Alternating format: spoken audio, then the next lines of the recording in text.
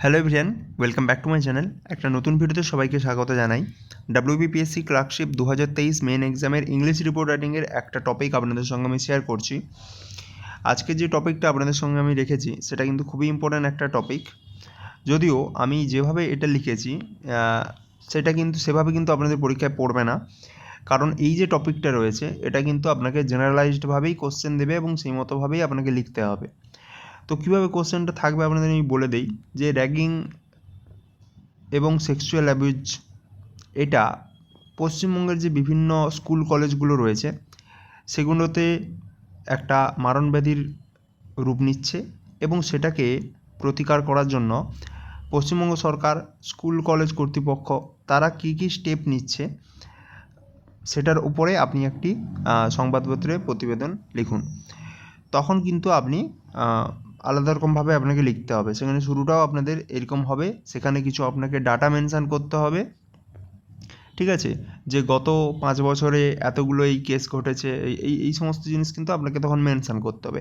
কিন্তু আজকে আমি যে টপিকটা রেখেছি সেটা হচ্ছে, আপনারা জানেন যাদবপুর ইউনিভার্সিটিতে কয়েক মাস আগেই আপনাদের একজন পড়ুয়া তিনি সুইসাইড করেছিলেন সেক্সুয়াল অ্যাবিউজডের জন্য। তো সেটার উপরে আজকে আমি রেখেছি, কিন্তু কোনো এক্সামেই এরকম পার্টিকুলার কোনো স্কুল কলেজ বা ইউনিভার্সিটির নাম মেনশান করে কিন্তু থাকবে না কোশ্চেন। তো এটা একদম আপনারা কনফার্ম থাকুন। তবুও আমি আপনাদের দেখিয়ে দিচ্ছি কীভাবে একটা নিউজ পেপার রিপোর্ট রাইটিং এই রিলেটেড হয় র্যাগিংয়ের উপরে, সেটা আপনাদের আমি দেখাচ্ছি। Ragging, sexual abuse led to students' death in Jadavpur University probe panel by a staff reporter, Kolkata, November 13. The 17-year-old student of Jadavpur University who died in the early hours of August 10 after falling from the second floor of the university main hostel was not only ragged by his senior but sexually abused too, a report by the Internal Complaints Committee said. The committee said that ragging in Jadavpur University hostel was a regular phenomenon, as evident from the large number of complaints lodged with the UGC helpline. From close investigations of the issue, the committee of the view that the deceased student was ragged in isolation by a group of seniors and ex-students of the night of 9th August and was severely abused sexually too. Saurabh Choudhury, who passed out of the university mathematics department, was the first to be arrested by the police in connection with the incident. The Kolkata police has arrested 30 persons, students and former students in connection with the death. The accused have been booked under the POSCO Act 2012 among other charges. The probe committee has identified 6 former students and 4 senior students involved with the incident and suggested that FIR be lodged against them. Some of those named by the ICC have already been arrested by the police. The ICC has also recommended transfer of hostel superintendent and security officials for declaration of duty.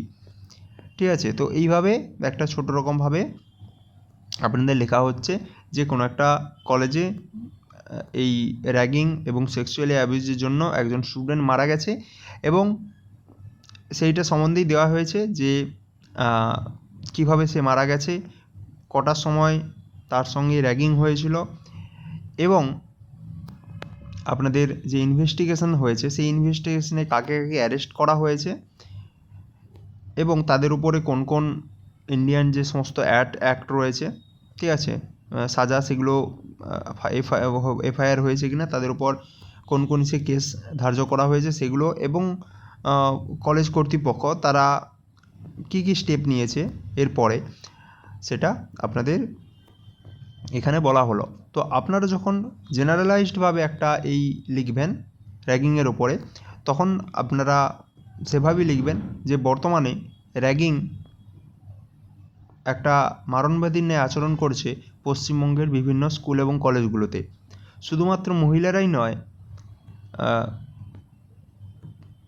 বা মহিলা বলাটা এখানে ঠিক হবে, শুধুমাত্র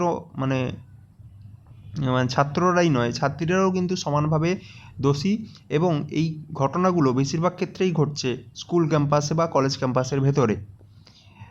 যেই সমস্ত school বা কলেজগুলোতে হোস্টেলের ব্যবস্থা রয়েছে এবং যেখানে দূর দূর থেকে ছাত্রছাত্রীরা আসে এবং সেখানে বসবাস করে, সেই সব জায়গায় এর পরিসংখ্যানটা সবথেকে বেশি। ঠিক আছে, তো এরপরে আপনারা পুরো ডাটাগুলো দেখবেন যে 2015 সাল থেকে 2025 সালের পর্যন্ত একটা তথ্য অনুসারে উঠে এসেছে যে পশ্চিমবঙ্গের বিভিন্ন কলেজগুলোতে এই র্যাগিংয়ের সংখ্যা বেড়ে হয়েছে এত থেকে এতটি। ঠিক আছে, বারবার কলেজ কর্তৃপক্ষকে বা স্কুল কর্তৃপক্ষগুলোকে এর বিরুদ্ধে অ্যাকশান নিতে বলা হলেও বা সরকার থেকে বিভিন্ন ধরনের রুল নিয়মকানুন থাকলেও তাদেরকে বুড়ো আঙুল দেখিয়ে তাদের স্কুল কলেজের সামনেই মানে চলছে এই ধরনের আপনাদের র্যাগিং বা সেক্সুয়াল অ্যাবিউজ।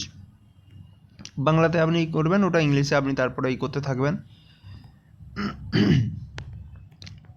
আচ্ছা, তারপরে আপনারা ওই বডিটা পুরো এরকমভাবে একটা লিখলেন।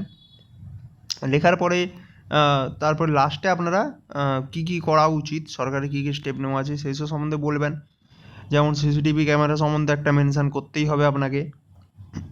হোস্টেল যারা সুপারিনটেন্ডেন্ট রয়েছে বা সিকিউরিটি অফিসার রয়েছে তাদেরকে আরও কড়া থাকতে হবে, তাদের এন্ট্রি এবং এক্সিট এই রিলেটেড আপডেট যেন তাদের সেখানে খাতায় রাখা হয় সেই সম্বন্ধে বলতে হবে। ঠিক আছে, স্কুল কলেজ কর্তৃপক্ষ থেকে হেল্পলাইন নাম্বার রাখতে হবে যাতে কোনো ধরনের র্যাগিং হলে ইমিডিয়েট তারা যেন মানে মেল করে জানাতে পারে, তা অবজেকশন জানাতে পারে তাদের কর্তৃপক্ষকে এইরকমভাবেই। তো তারপরে মাঝে মাঝে আপনাদের এই অ্যান্টি র্যাগিং যে সমস্ত কর্মসূচি হয় সেইগুলো আপনাদের কলেজ বা স্কুল ক্যাম্পাসে করতে হবে। এই সমস্তের মাধ্যমে অ্যাওয়ারনেস গড়ে তোলা হবে যে এই র্যাগিং কিন্তু একটা সামাজিক ব্যাধি এবং এখান থেকে আমাদের প্রত্যেকটা স্কুল এবং কলেজের ক্যাম্পাসকে মুক্ত করতে হবে। তো এইভাবে আপনি একটা রিপোর্ট রাইটিং এখানে লিখতে পারেন। আপনাদের আমি বলে দিলাম, আপনারা বাংলাতেও রেডি করতে পারেন এবং ইংলিশেও নিজের মতো করে এটা কমপ্লিট করতে পারেন।